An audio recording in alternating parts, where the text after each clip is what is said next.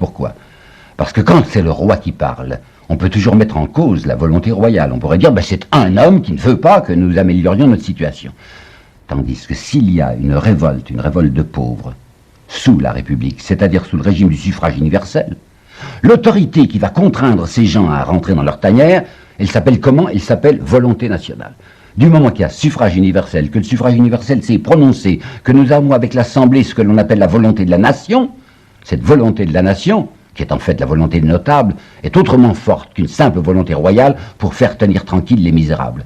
La République est une manière de coincer les pauvres, bien meilleure, selon M. Thiers, que ne l'était la monarchie. Un. Deuxièmement, là, je voudrais vous apporter une citation de Jean-Jacques Rousseau, que j'ai découvert absolument par hasard, mais qui va tellement bien à ma pensée.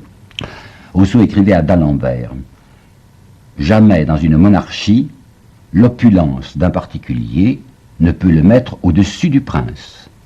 En revanche, dans une république, elle peut aisément le mettre, ce particulier, au-dessus des lois. » Ça veut dire quoi?